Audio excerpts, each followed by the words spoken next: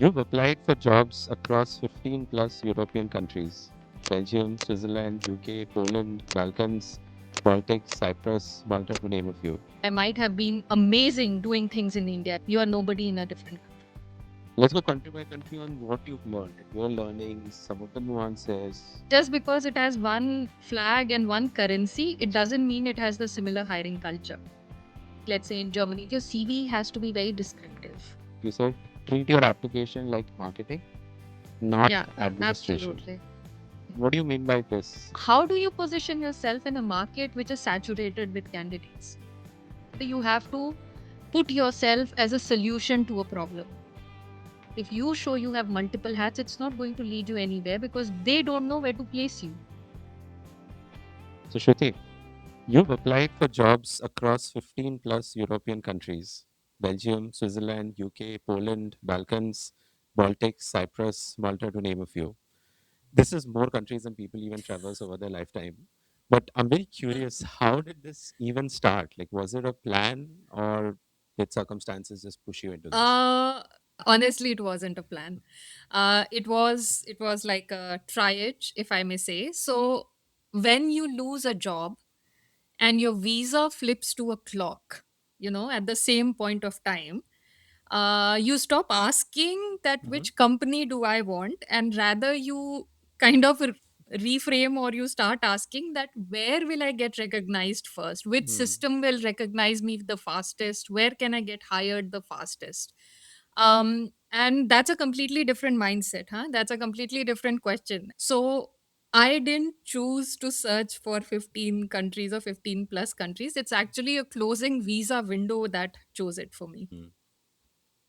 Okay. But like, all right. So this is interesting. Let's double down a Sure. little on this, Shruti. So I remember on your LinkedIn post. By the way, your LinkedIn Thank posts are really great. So one of the things you had written was, I was humbled in many ways I had not expected. A quiet arrogance stripped back Yeah. in one blow. Let's walk us through that. Like, what happened? Like, what were the circumstances which led to this change in just overnight flip in your life? Oh wow. I think I'll have to recalibrate myself into a year back, because that was I think the summers last year when this Hmm. situation happened. In a Hmm. space of about a week, a few things happened simultaneously. So my role that I was doing at that point of time went through a restructuring, which was driven by the US tariff situation. So it was nothing personal, but the market Okay. led the role to be Yeah. redundant, so it was Yeah. gone. And when the role went Hmm. away, when my contract was no longer there, my visa flipped from being permanent to temporary. So overnight, the comfort of having a permanent work permit or visa changed into a temporary situation, and now I'm on a running clock. Within a certain period of time, I had to get myself another contract if I wanted to continue with my work permit or a work visa. And then, as people say that God or universe has its own sense of humor, I tore a ligament in all of Hmm. this while while this was there. So I was 6 weeks in bed. So now I'm horizontal, like I'm on my bed. I'm on a clock, and I am in a country which is not my own country, so I can feel the pressure of Hmm. bureaucracy. I can feel the situations where it's less things under my control, right? And when you are in a situation like this, you can't afford to be picky about a lot of things, right? I realized that over a period of time that you built up in terms of your credentials, professionally, personally, that all comes to a test, Hmm. right? And that's when you realize that, Hmm. okay, I might have been amazing doing things in India, talking in conferences or doing certain publishings, etc. You are nobody in a different country, so you're absolutely at ground zero, right? You're here starting again all over. You have to start all over from your connections, relooking at your LinkedIn, relooking at what you've done, matching it to the kind of market that you're going to apply to, etc. So it's that arrogance and that pride evaporates overnight. So that's what actually happened. I think initially it was quite emotional for me, but also There's a practical side to a person, and I think the first thing which came to my mind, and at back when I was with Puma, our CEO at that point of time, Mr. Abhishek Ganguly, he used to say a very pertinent line all the time, and that is control the controllables. So, when everything goes out of your hand, Hmm. you look at what you can focus and control upon, and don't get emotional about it. So, what I did was, Hmm. okay, I have my system, I have certain knowledge about how things work, how things do not work, and what I am not aware about, I can start building upon it. So I opened up a spreadsheet. I probably still have it in one of my folders. So I have that spreadsheet. And then I started listing down the countries, the geographies, what I could do, I could apply to, and also do my own research. So, for example, I don't know, Poland, very fast response, Switzerland, time taking, Iberia, your Spain, your Italy is going to be very relationship built. So, whatever I could read, I kind of created like a very Hmm. novice market mapping about it. So over a period of time, I Hmm. kind of enhanced it, and I did it for countries. I also did it for companies, the connections that I built, what kind of conversations I'm having with who and how. And I think as a job seeker, it's very important to do your homework, right? Because when you just go upon applying through Hmm. volumes, it kind of gives a feeling that you haven't done your homework well, right? So having a very focused approach, especially in some of the markets, I agree. which are very precision markets, it's good to kind of do a homework on your recruiter or the company or who's the hiring team. I have a Hmm. very big spreadsheet somewhere now tucked and hopefully remains tucked. So I did that during that period of time. All right, I'll take a segue there a little bit, and Sure, we'll get back to sure. more tacticals. But what's happening today, and it's very relatable today, not just in India, Hmm, across the hmm, globe, right? What the advent of AI hmm. was, whatnot, right? A lot of folks are unfortunately being laid off through no Sure. fault of their own. Right? The best Absolutely. performers are being Yeah. laid off and whatnot. Uh, and there are many folks I have who reached out to me every day. People reach out, and there are many who've Mm. shared right what they're going through. I see this one sentence that you said, not Mm. spiraling out. Right? Do you want to double click a little on that for folks who are, let's say, going through something very similar? It's been a couple of months. You have your For sure. loans. You lost your job. You have your family to take care of. You have your career after all, right? Like how do you? It's easy to spiral Absolutely. out, right? We Absolutely. always go on the darker side than the light. Maybe just a quick few things that work for you that folks can sort of take hope from. That yeah, it works out. Sure. I see. First, let me just put it out there as a disclaimer. This might come across as preachy, but I have lived it. Okay. So I I say it after I've experienced. I think the Yeah, yeah, first yeah. thing that I did in that moment, or when I was spiraling, was to look at what other Hmm. alternatives do I have in case if my visa gets expired. I did a lot of online volunteering. So there is a website called Catch a Hmm. Fire, which is having a lot of projects online. They are typically remote projects that you can take up and you can support the NGOs. Yeah, so that also Okay. gave me a sense of Okay. purpose. I also signed up on another platform called ADP List, Hmm. which has got mentors. So, a lot of people from different countries, different industries, different functions or domains are there. And they give you a certain amount of free mentoring sessions. So, that also gave me a window Okay. to connect with people who are not in my geography. I spoke with Hmm. mentors, with people in Spain, in Indonesia, Egypt, Africa, US, and that also gave me a lot of perspective because when you lose your job, you are in your house, right? Or you are in your room in front of a screen. For me, what worked was to talk to people, seek their perspective, and during one of this conversation, in fact, writing this whole series, the idea to write this whole series came from one of the mentors. She completely changed her subject line, like she's a PhD in biology or chemistry. And then when now she's in US, she's a tech leader, like she's published and written all over. So she's out there on LinkedIn. It was a completely different journey, like biochemistry PhD, and now AI and tech, like way different. But then when she took me through her Hmm. journey, like how she moved, she was dependent, she had children, then she started looking for jobs. it's fantastic, and suddenly your trouble seems very minuscule listening to other people's Hmm. journey, and that just helps you think in a very positive direction rather than just spiraling. So everything around action, right? I think if you're Yeah, that's doing things, if you're acting yeah. towards things, Look, yeah, I think a lot of problems is that, right? You don't do action, and then it's easy to spiral out, right? But if you're always doing action anyway, it gets rewarded. I think doing action Hmm. without kind of visioning that it might lead to a positive outcome. You do vision a consequence, but don't Hmm. always be hinged or hopeful that it's going to give you something substantial. Sometimes it comes as a form of Hmm. perspective. Sometimes it comes as a form of idea. Sometimes it might come as a form of a referral. And who knows, sometimes it might come across as Hmm. a job opportunity. So don't quantify the end result. I would say visualize what you want to, or how do you want to execute the action. Hmm. Do have an end goal in mind that, okay, I'm networking. This is going to be my end goal, that I'll make one good connection. Or I'm talking to Ranak, for example, today, and my end goal is that we'll have a good exchange.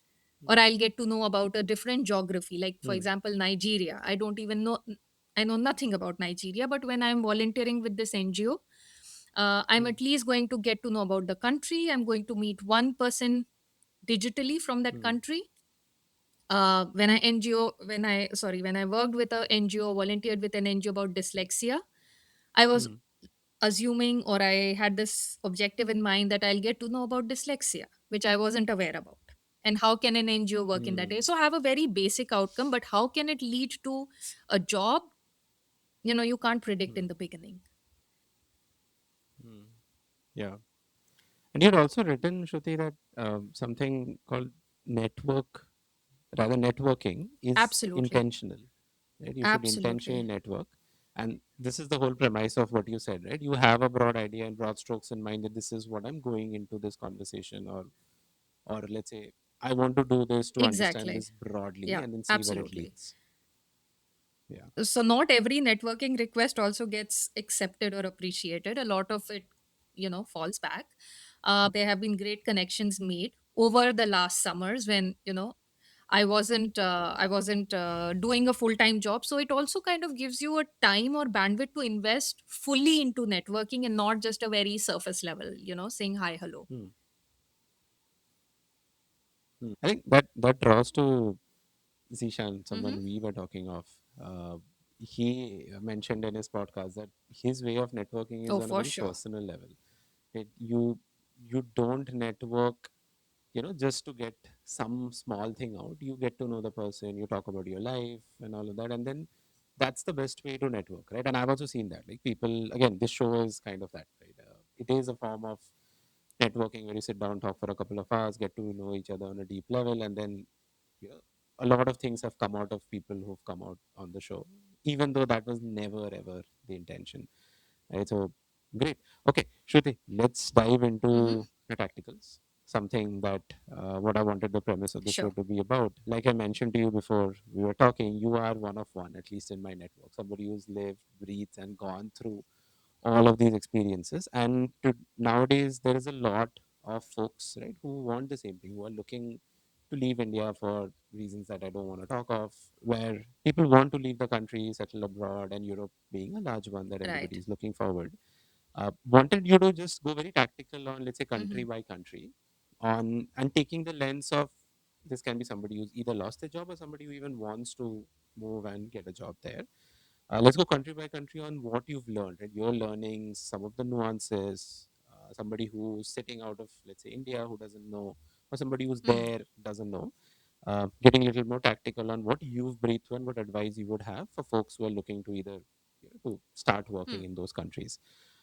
Let's start with the one you're more familiar with, where you're Mm. based out of Germany, and then we'll go and cover some other countries that you've Okay, done this all with. right. So, Ranak, the first thing that I would recommend to any person who's applying to jobs is that stop applying to Europe. Okay, we Okay. treat it like one market. Okay, just because it has one, the flag and one currency, it Acha. doesn't mean it has the similar hiring culture. Okay.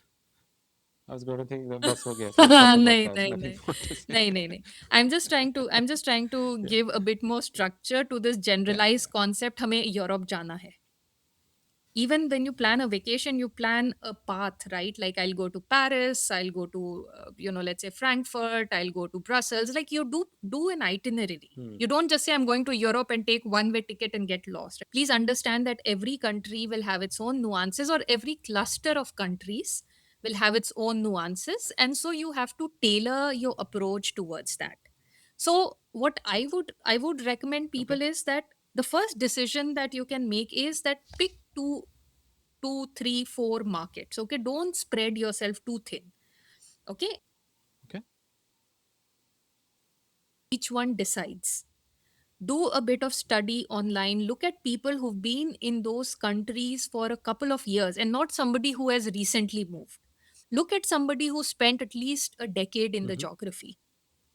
So that can be a starting point. What I would do is I would look at the profiles on LinkedIn. You have your different LLMs nowadays, put it there, look at the nuances, put right prompts, and you can get some talking points, that you can connect to that person, right? And Okay. then reach out to those person, try and get some info about how the country works. Let's say in Germany, look at people who spend more than 10 years in Germany or 8 to 10 years in Germany. Reach out to them, give them very specific, A or B kind of a option. Give them some questions which are very, very pertinent to what you are seeking and what they can give an advice upon. And then take it from there. Prepare your map, like how I did a spreadsheet. Prepare your Hmm. map, put those Makes nuances, sense. just put it in your spreadsheet. So create some kind of a systematic table that you can refer to. Okay. Also, one thing which is very important when you make a decision to move from one country to another is look at your earning versus saving ratio. Okay. It's not a vacation. You're coming here for a lifestyle. You're Hmm. coming here to change an entire ecosystem that you have been born and raised into. So look at the taxations, look at how the social security works, because the tax in Germany is not the same tax in Belgium, or not the same tax in Netherlands or France. So look at that. Look at the cost of living. Do a very, very practical analysis. And when you do that, Ranak, you'll be very easy to navigate that where should my focus go. Okay. Just one double click uh, Hmm. on, is there any tools or websites or apps, let's say for, you mentioned, see what are the roles that's available, what are the jobs that's Yeah. there. How does one go about checking that? You have couple of local job portals, Okay. which I have tagged in my post. So somebody who would like to see, they can see the post and they can see the specific country specific ones which I had used. Maybe that can be a good starting point to look at. Got it. All right. I'll anyway tag those posts here. Okay. For sure. Coming back to Germany, is there anything very nuanced that one needs to understand about the job market and the hiring market in Germany? First thing is that your CV has to be very descriptive, not like a 10-pager CV, but at least make sure that your CV has captured every skills, projects, and the Okay. results. Acha. Okay, so that is first thing, yeah, because that becomes the first entry point, right? Secondly, a couple of companies prefer to have, let's say, a photograph on the CV. So get yourself a professional photograph, put it out there Okay. on the CV. Okay. um, the other thing about the German market, or in general the European market, is the language proficiency. Okay, because in the roles that you would do, you would not be working in silos. You'll be interacting with colleagues, you'll be interacting with suppliers, with vendors, with external partners, internal stakeholders. It is always good. And that's what I've written in general in all of my posts, that have the basic language fluency. So when you do your entire market map, you finalized on what 4 5 countries I want to focus, I think it's easier to start building proficiency, and at least having a basic A1 A2 level proficiency helps.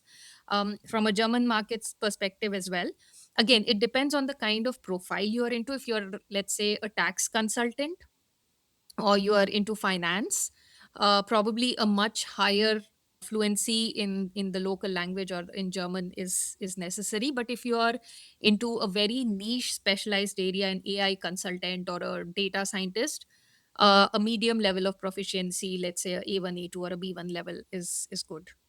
Also, I think for the Mm, visa, you need a certain level of proficiency beforehand. So please check all these details before, kind of looking or applying to a particular country.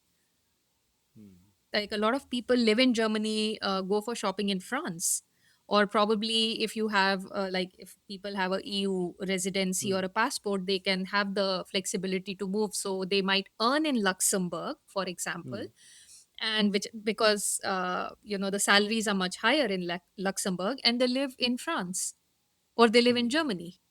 Because the cost of living in Luxembourg is super high. The rentals are very, mm. very high compared to France or Germany. So they prefer to live in either of the countries and drive to Luxembourg.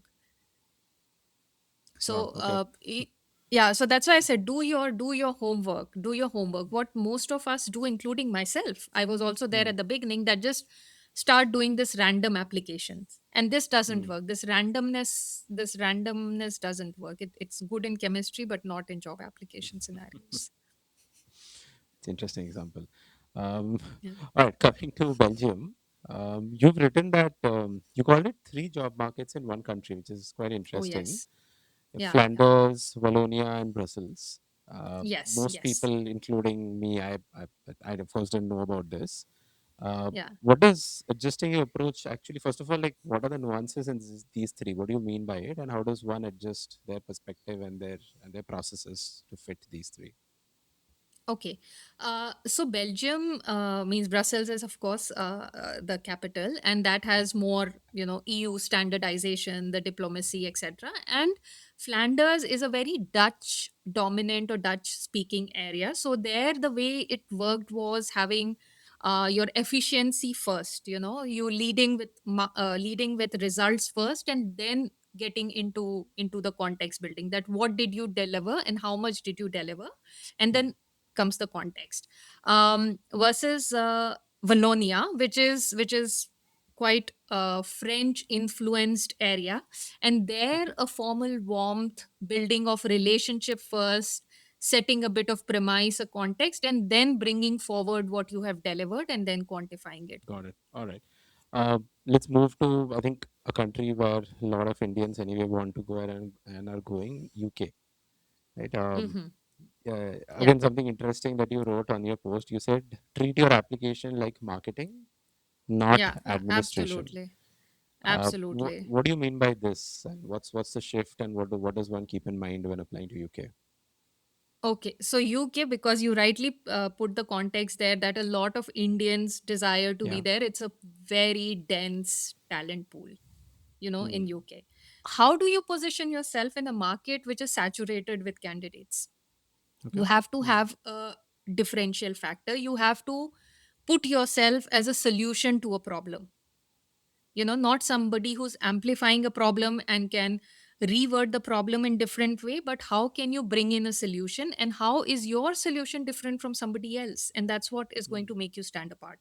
So it's not going to be an administrator, who's filling out forms and I can do this and I can do that. Hmm. No, what is the skills here that you're bringing which makes you different from the others that they can find locally. Okay, Hmm. so it only comes with the evidence that you have done in your work, right?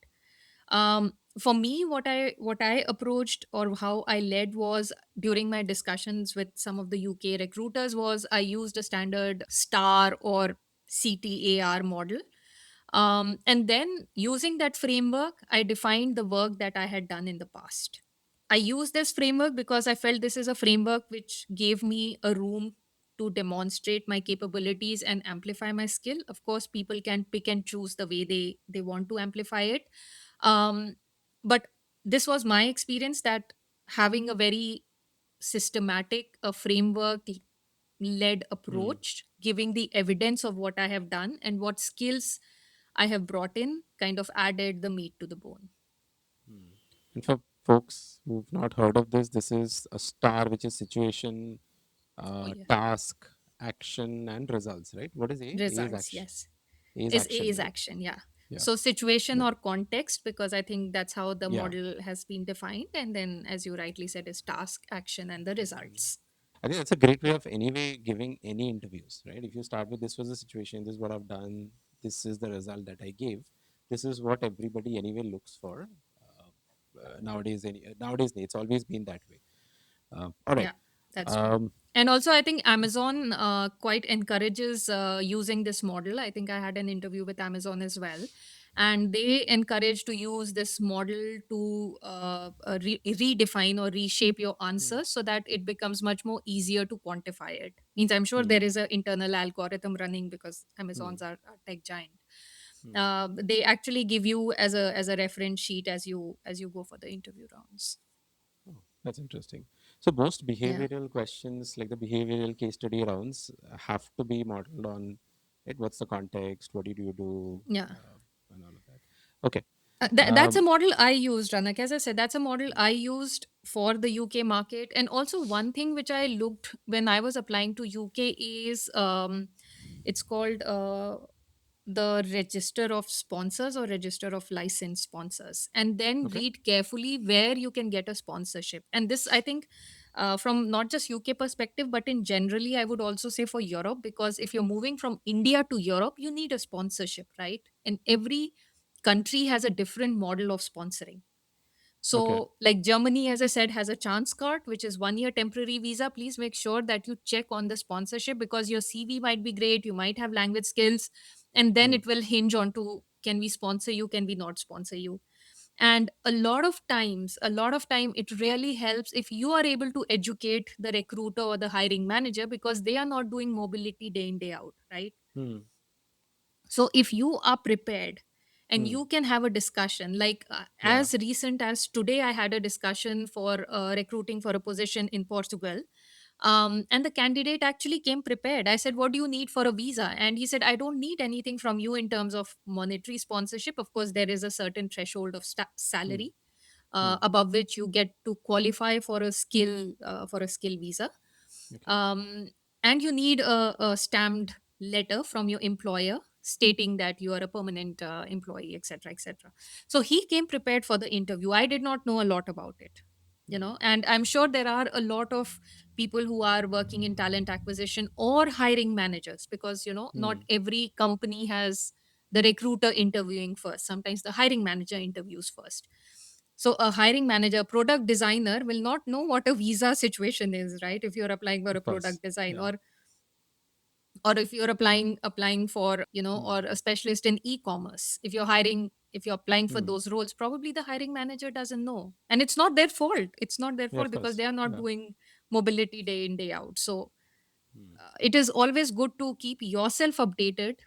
And also, when you look at the job posting, like if you look at the American job post right now, a lot of them openly says that unfortunately we are not sponsoring visas, hmm, or we will not be even able to take over the existing sponsorships. Why hmm. waste time applying to those role, getting a rejection in your inbox in the morning and feeling disheartened? Why do you want to do that? So avoid. Getting rejection email and feeling disheartened. Hmm. That's a large part of it. I'm sure you've got Yeah, hundreds, yeah. right? If not more of More than rejections. hundreds, yes.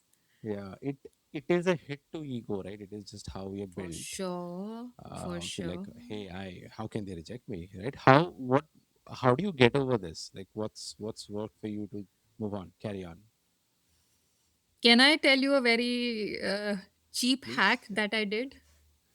Always. Okay. Okay. I knew I was in a situation where the market is turbulent. And last year, summers was not as turbulent as it is now, because now there's multiple crisis which is hitting Yeah, the markets, right? At that yeah, point of time, it was just US tariff that had just started off. yeah. When I saw a email which said, thank you for your application, I did not open it. I Yeah, did that's not true. open it. The moment it said Hmm. first interview, get to know, Hmm. let's talk, I would only click those emails. So for Hmm. my own mental peace, I consciously chose not to look at those dark spots or Hmm. area that would spiral me into a negative place. I Hmm. consciously chose that. when I was in a happy mode, it's not that I did not open the emails. Huh? When I was in a happy mode, when I recovered from my knee injury, when I could, go back to my regular schedule of sports and gym, when I'm in Hmm. a high, in a dopamine high or adrenaline high, and then I would look at it, I won't feel that bad. Or let's say Hmm. I got off from a very good networking call, very amazing mentoring call. Hmm. I would spend 10 minutes, 15 minutes cleaning my inbox. So Hmm. those did not hit me as much because initially I opened and I felt so disheartened looking at it. And my day would start with feeling bad. How does it operate in Europe? Because, and I'll tell you where I'm drawing parallels from. In India, a Yeah, lot of these are all machine driven, right? Algorithm, now for AI sure. driven. For sure. Like Yeah, yeah, absolutely. recruiters will probably open at best 10%, right? Because India, like you have more supply than there's demand. Recruiters at best open 10%. The other 90% is literally a select all. Nowadays, it's not even that. It's an AI which automatically sends you those Rejects you. emails. Yeah, Yeah. yeah, yeah. Yeah. Right. How is it in largely, again, I'm generalizing Europe, which I shouldn't, but just Mm. largely, how is it? Is it same sort of ratios, or you know that whatever you're sending, somebody is at least reading it? Or again, there also it's the same problem. You have automated mailers going out without it hitting eyeballs. Um, so as a recruiter, I look through every applications. Even Oh. the one which get auto rejected, I still Hmm. look at it. Hmm. Because system might not recognize your formatting, might not recognize a particular template and reject you for no reason of yours. As Hmm. basic as even in LinkedIn, if you say native fluency in French and somebody has selected conversational or proficient Hmm. while still being a native French person, the system will reject because it's not matching the native versus Hmm. fluent. Hmm. Things can happen like this. What I have seen in my experience, specifically in Germany, is people go through the CVs. A lot of them actually go through it because here we do need a lot of skilled people, good people with different skill, diverse skills. Okay. So here I have Hmm. seen a lot of times people actually writing personalized emails while rejecting. They might say, Oh, your great wow. CV, Okay. it was good to have a look at it. We really loved your expertise. However, unable to match your language fluency. Hmm. However, unable to find the job, or you bring in way too much experience than what we are looking for.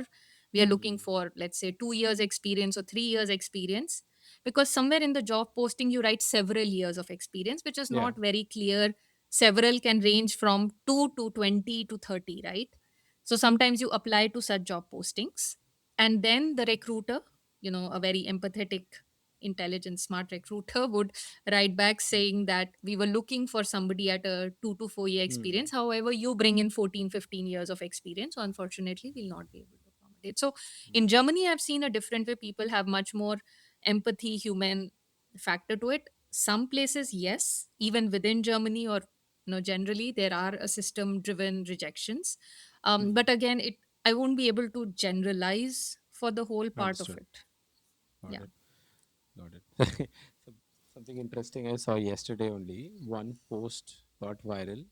Why? Because it was a nicely drafted rejection email where they had explained, oh, this is the problem, this is the problem. Mm, And this is mm, in Bangalore. And that mm. became viral because somebody actually took time to write a rejection mail to you. This is how the job markets and the life here is, where just somebody taking 2 minutes to write something, it becomes viral because 99.999% of people don't They do that. don't do it. Yeah, Yeah, I yeah, understand. I understand.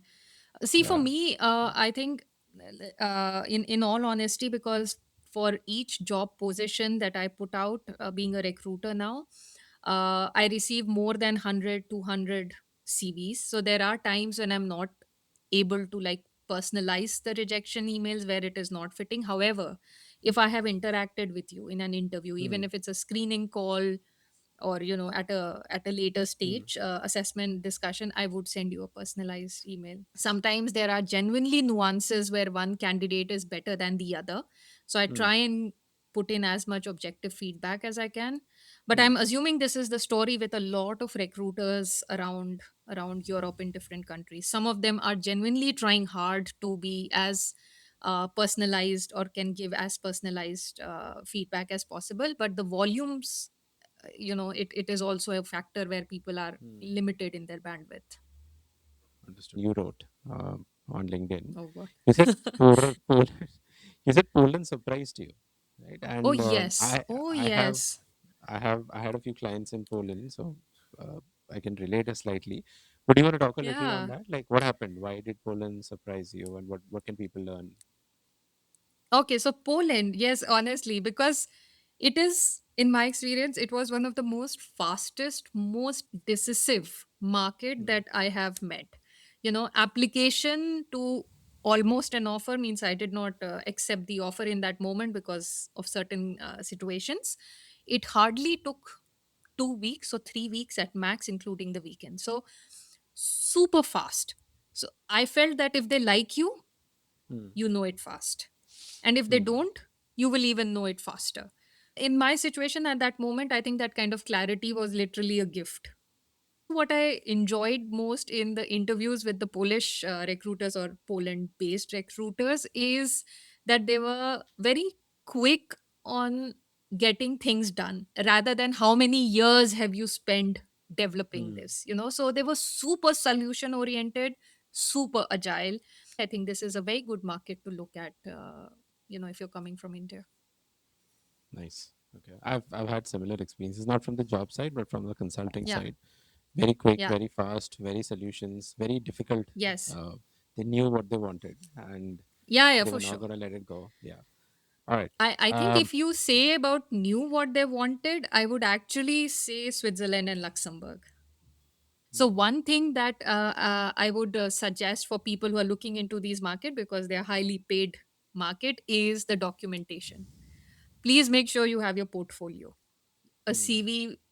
Just sending a blank CV, like not blank, but just sending a CV. Yeah. CV will not get Hmm. you probably as much of call. So make sure you have your CV, you have your cover letter, you have your portfolio of work, Hmm. um, you have your certificates, reference letters, any transcripts, language proofs which is required. You can make like a consolidated document. And whenever you're uploading, a lot of them use SAP, Success Factors, or Workday to get applications. Please make sure that in additional documents you upload all of that.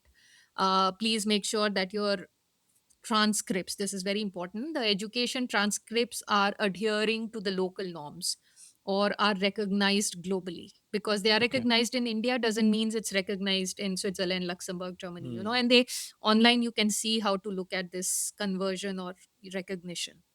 Okay. So I think this is something that should be taken into consideration when you are a job applicant. I did not do it initially. The funny thing is the CVs that got rejected in Switzerland got a response in Poland, and that's when I Hmm. I just linked it there. And Hmm. I think I had discussion with one of actually a recruiter of shared services of a company headquartered in Switzerland, and she gave me this tip. So this came during an interview from a recruiter who said that I Hmm. liked your CV, but what you were missing was your portfolio. You Hmm. should have given certain reference letters, and I just liked your CV, so I thought I'll have a conversation with you. You seem to be experienced, so I Hmm. would give this as a I don't know tip to candidates that Yeah. please look at the reference letters. In India, we don't take it very seriously, but if you're applying abroad, it's a very important proof of your work. Hmm. So it doesn't mean you'll bully your ex managers or ex HR. Yeah. Don't bully them, but make sure it is there in place and create a docket or a portfolio, as I said before. Mm. And one thing that you touched on, which many people don't do, is have more than one CVs, right? Absolutely. In this, like for different regions, for different countries, you have different Yeah. CVs. But I think even in different roles, you should actually have your CV Yes. cater towards whatever role you're applying towards. Absolutely. And I think, Ranak, when you are at a level, when you are, let's say, applying for a junior or middle management role, you have Mm. a very focused area of work. But as you get into leadership roles, the range increases. You have done Mm. multiple roles because either you're setting up a shared service center, you're setting up a new entity, you're establishing a new function from the scratch. So you're not just a domain expert or a functional expert, you also become, let's say, a procurement manager, a finance manager, Mm. a admin person. You do multiple things at the same time. You're wearing multiple hats. Now, when you come across a precision market, if you show you have multiple hats, it's not going to lead you anywhere because they don't know where to Mm. place you, Mm. right? So it always helps to curate your CV as per the role that you're applying to.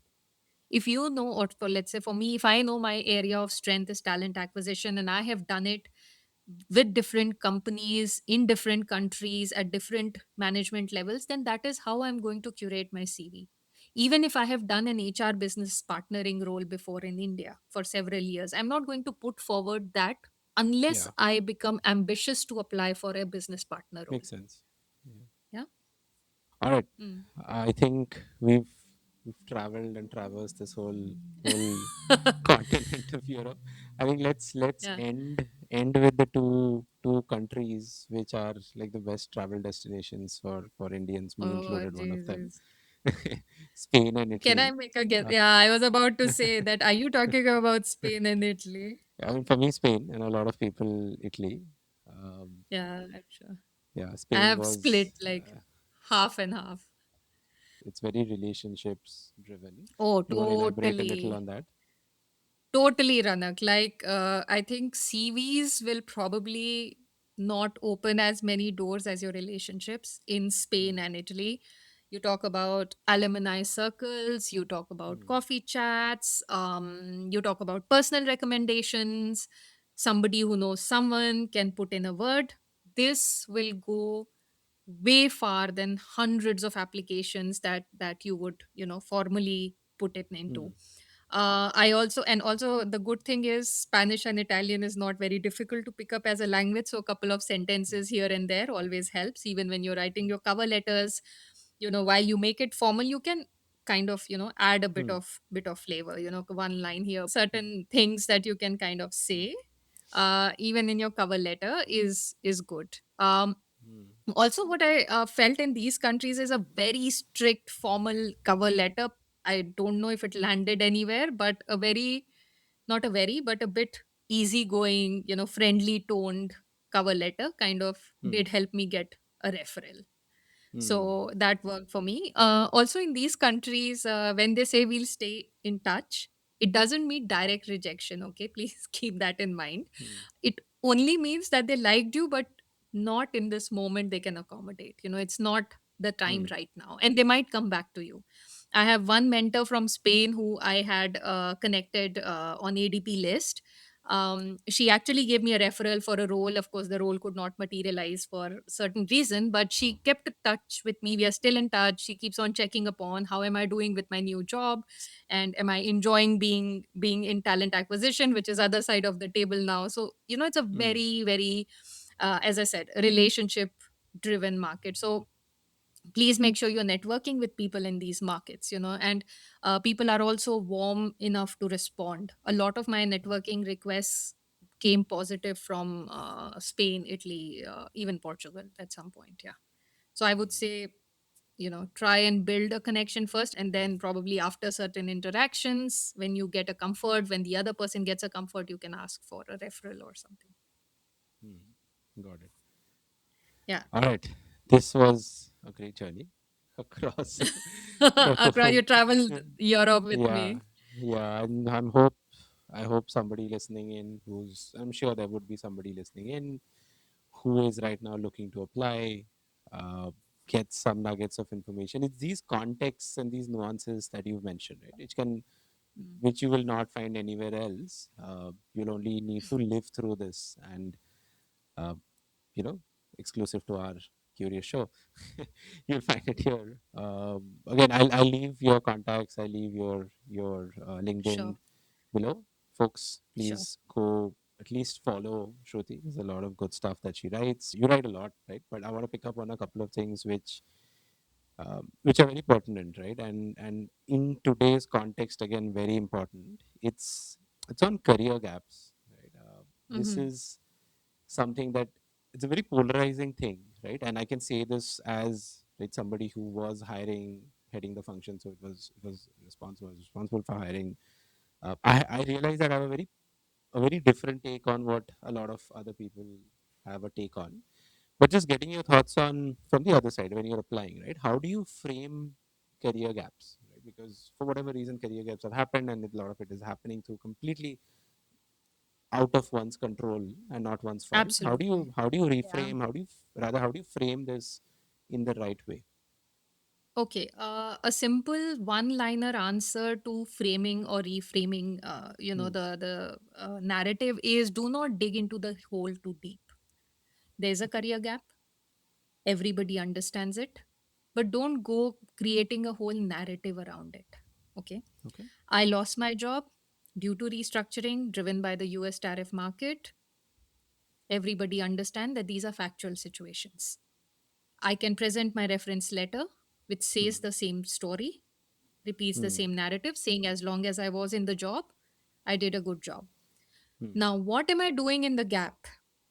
When I have a gap in between the two jobs, what have I done in that time? In the gap. Yeah. Did I upskill? Yeah, in the gap, did I upskill myself? Did I learn certain new courses? Do I have evidence to show the new courses? Not just randomly doing a LinkedIn learning or doing a course on a Coursera, but have I used that knowledge to create a project? I wrote my podcast in that time period. I learned how to use certain tools, use AI to kind of refine my writings. The career gap was a period, a downtime that I used to enhance my skills. In a usual run of the mill 9 to 6 or 9 to 9 job, whichever job you're doing, you rarely get time to indulge yourself with these skills. You're upskilling Hmm. in context to the job, but Correct. here you get a time to upskill from a range perspective, and also gives you a Hmm. time that where do you want to focus your profile on. So Hmm. I would say it's something which a lot of us goes through. If I have to look at somebody who has two children, I have to understand that this person will be managing multiple priorities. If a candidate declines and says to me that, hey, I have to pick up my child from school, or I have to attend a parent teacher meeting in the morning, when the interview was scheduled, can you please reschedule it? I should not take it personally and get offended as a recruiter or as a talent acquisition lead, Hmm. because this is normal to happen. This is life, and life is intertwined with your professional and personal part. So, coming back to the thing is that there are situations where you will not have a very smooth flow in your career, and that is acceptable, as long as you can demonstrate how you are coming out of it, how you're bridging the gap. Hmm. I think that is all that would matter. Hmm. Yeah, and I mean, first of all, thanks for sharing. I think you and I have the same view on career gaps. In fact, I'll just read out something that someone from my team just wrote today. She said, Hmm. she messaged me today. Hey Ronak, taking the baby for a routine checkup. Will be back in 2 hours. Text me if anything's urgent. And my response to her was sure. Even if there is, it can and will have to wait. So Perfect. That's a and perfect example. that's the whole point, right? That your Absolutely. your life has a lot of, it's 3D, right? It's not always 1D and 2D. It's not work, right? And those, I mean, I have obviously newfound respect for mothers, working mothers, seeing my wife, and in fact, the Yeah. best people in my team are people who just recent mothers. Right? The child is 1 year, 2 years, right? And we have this view of, oh, there's a career gap. I think the career gap was she became a mother. My God, there's nothing that can be That's more a amazing milestone. amazing than that. And Yeah. 10 out of 10 cases, they are 100x better, probably, right? The way they can manage so many things is mind blowing to me. How she manages these things. Uh, yeah. Absolutely, So, Ranak. Absolutely. Like but I it's I sad. would not. Yeah. Yeah. Really, go on, go on. Okay. As I would not, as I said, I would not take a father or mother out of their particular Yeah. roles, because The person can be a sports marketing lead or a product designer from your 10 a.m. to 5 p.m. or 6 p.m. But that person Mm, also is a father or a mother or a caretaker or a caregiver, whatever you call it. And please understand one thing: for a lot of folks, is not everybody is blessed to have a caregiving support. Not mm, everybody is blessed to have, let's say, a nanny, a cook, a mm, driver, or somebody to clean around. Especially from a Europe perspective, a lot of girls aspire here to come here, and I'm very happy to see a lot of them, mm, studying and coming into the working spectrum. But there is the cost of having this support system, which is very easy and efficient in India, is yeah, not yeah. so easy and cost efficient in Europe. The Mm, cost to have a person to come and help you with cooking, cleaning, babysitting is multiple times higher than what mm, you would have in India. And yeah. plus, please understand that India, the biggest support you have is grandparents. Hmm? Grandparents, yeah.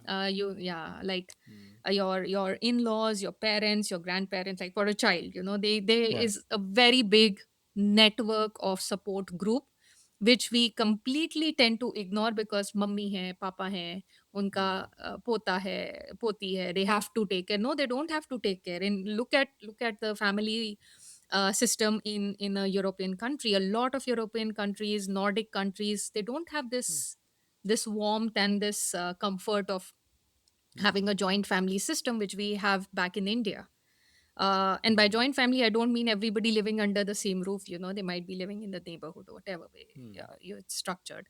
So do not underestimate all of that. And not everybody will have this system. So please be respectful that if a father or a mm, mother, a parent is, or a caregiver is working in your team and is taking certain time off to manage that priorities, it's absolutely normal. In India, we are quite mm, spoiled. When you suddenly mm, move to another country, you realize that support system, that scaffolding is no longer there. So mm. it's good if you can learn it from the beginning, because later in life, when you have to do it, you would probably tell Yeah, yourself 100 times that I should have learned it before. yeah. The hardest shift was not employability, it was identity. You're Yes. not starting from zero, but you are asking a new system to recognize who you are. Yeah. This is something that you had written, Shruti. Yeah. Can Yeah. you, as let's say, closing thoughts, can you unpack this? Because I found this beautiful, right? And I found this very pertinent. And thanks for sharing this, by the way. Unpack this for someone who's a couple of months into their job hunt. Things are shaky, things are wobbly, they're losing their happiness. Hmm. What would you have to say for this? um Okay, so it is going to be tough, that's for sure, because there's a gap between who you are Mm-hmm. and who the market has actually met yet. So there is a gap. It's uncomfortable. It takes time to close, and into certain weeks of being out of job when nothing's moving, that gap does lead to wobbling. But please understand that it passes. Okay, but only if you keep showing up while this is going to pass. Okay, you don't need to have it all figured out. You don't need to have it all figured out. It takes a while. It took me also a while. Now after a year, I am having this conversation with you, Ranak, so I have a lot of Mm. reflections. But when I was in the midst of the storm, when you're in the eye of the storm, it's not that easy. But please trust me, the storm does pass. Do not give up and just keep showing up. I think that's what I would say. Amazing, Shruti. Thank you. Thank you so much for coming on and sharing your life experiences and sharing what you've gone through. It was great Yeah, having you on. Thank you for sharing this. Even if one absolutely. person listens to this and gets value or gets some sort of inspiration from this, I think, like we started off this networking, we would consider this job well done. Thank you.